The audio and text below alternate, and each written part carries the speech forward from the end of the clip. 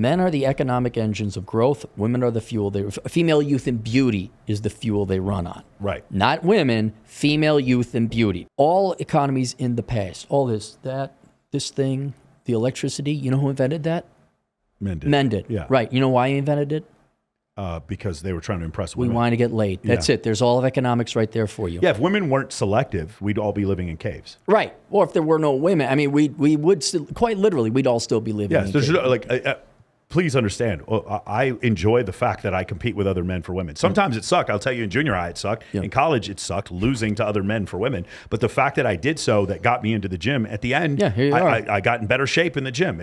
I do understand that some of my motivation, if you were to look at it, like what is a ubiquitous motivation for Homo sapien men, it is higher sexual selection and higher status. Mm-hmm. And that is the case amongst all species of men for all time, as long as there have been men. And I would guess that Australopithecus, Homo habilis, and all these other places, these other species were doing the same thing. Mm-hmm. They were also competing with other men over women. By the way, that's the reason in two-gender species, the dimorphic difference between the two genders, it shows the level of competition between men for other men. Meaning, so Homo sapiens are about 15%, the males are 15% bigger than the females, and therefore you see some competition, but what you're seeing more is like, is men are competing for resources more than battling other men. So it's only 15% bigger. Elephant bull seals are 10 times the size of the females.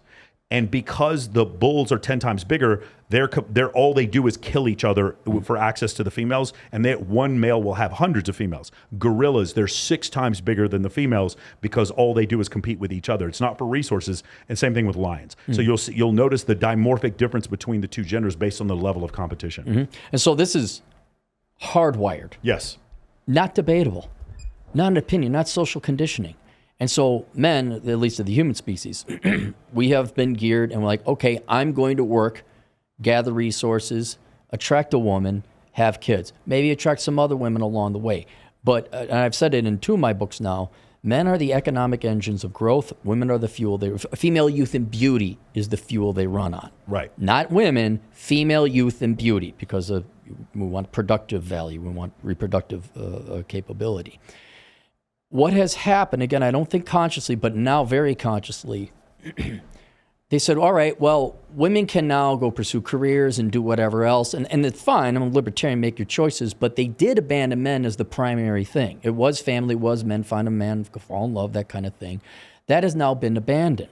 And for a while, society could rely on the male sex drive to just common sense too. Like back in the day, well, yeah, why shouldn't women be able to do that? Well, yeah, I don't want to prevent her. There was some philosophy there too. But they kind of relied on the male sex drive. Well, we'll keep doing this. Then things start to fall apart about the 70s. You're saying as things got more egalitarian, they were like, well, the male sex drive will still continue to motivate men to be productive, even though they're not receiving the same deal. Right. Yeah. And they weren't wrong. Yeah. Because men kept on working. And maybe you could even argue they worked harder. And someone go, well, I got to go to college for this. I got to go do this. I got to go to trade school. I got to build a McMansion. I got to be a faster car. I got to get a Rolex, all this other stuff. But it started falling apart, I'd say, in the 70s when you just had this wave of divorce. I call it the divorce Olympics, and the boomers took gold medal. Where, not only did the boomer men just get slaughtered and blindsided by this, but my generation were like looking at, what the hell is this? And so now at least there's a little, something like, this isn't like a Jimmy Stewart movie anymore where, oh, geez, I got the girl, we're happily married. Oh, Lawrence, that is something. And then it happens to our generation again, but each time, women were becoming less and less interested in men. So do you remember the Glamour and Teen Beat type of magazines and all that stuff? Have you ever gone back and read that stuff those girls were reading? Yeah. What was it like? It's like the predecessor. It's like the T100 before the T800. So they were getting them ready. They were getting them ready. It was the same. It was the prototype. Yeah. It was the beginning. It was, and then, so in the 50s or 60s, Good Housekeeping, How to Keep a Nice House. Then whatever, Glamour or Teen Vogue was 287 ways to tell if your man's a jerk and one to tell if he's all right. And then the internet, which is what I think just put a magnifying glass over it, and now you can see it in 4K. Yeah. And now we've accelerated to the point where we're most adversarial in competing against one another, where it's an us versus them. It is very clear, generally speaking, women are not fans of men. They may not hate men outright, but they are certainly not there to make you a sandwich or even consider you a priority in their lives. Another way to say is most women find most men unattractive. Correct. So what has happened now is that we're coming on our third, fourth generation under this, I hate to use the word paradigm. It's very clear to young men today just how little interest women have in the average man. Yes. And now you are seeing men shutting down. I call it the Scooby-Doo mystery. There's all these, I think maybe it was like a year back. Do you remember like CNN and CBS, all the legacy media? I just can't figure out why men aren't working. Why is there 7 million men that aren't in the labor force? Oh my God, it's just, and then they come up with the dumbest ideas like, well, we just need more government programs to get them into school. It's like, you need thinner women who are nice with long hair and big tits. But you can't say that. You can't say, well, men have ran on this fuel this entire time. They're used to an octane level of 91 fuel, and you're feeding them octane of 37, and it's ruining the engines. It's so crazy, the whole thing after the pandemic, how people don't want to work anymore, Aaron. Right. As somebody, I employ about 60 people. It's just so crazy. Man, guys, if there's a way to do it, like look at the average time it takes for you to get an Uber in Miami, New York, or LA 4 or 5 years ago, and to compared to now, it's absurd how many times you get canceled on. People don't want to work anymore. And it's because of that thing. It was like, there's the money you need, but it's like, there's enough money I can have to survive. Like there's just enough money. And then it's like, it's not a great survival, but I can have limitless porn and limitless video games for minimum wage. I can still have that.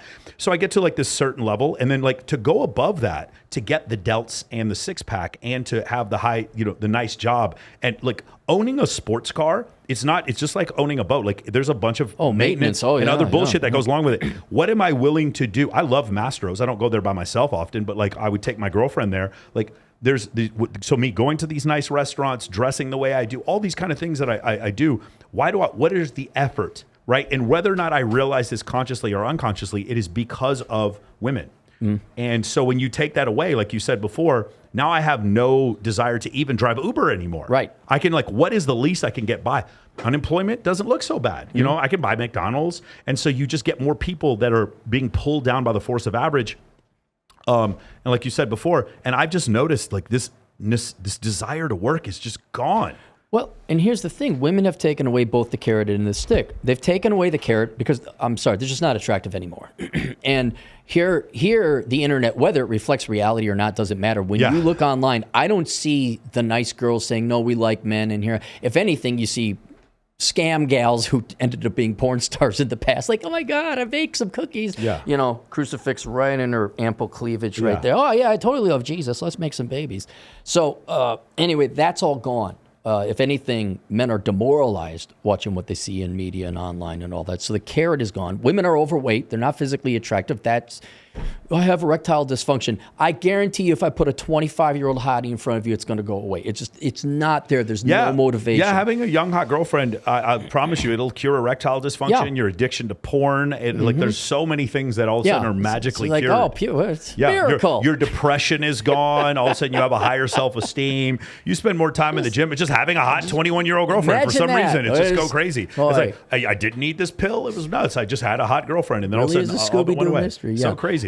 So there's that, but then you also take away the stick where, again, I don't want to introduce politics into it, but girls keep voting in for a welfare state. And you pay men not to work.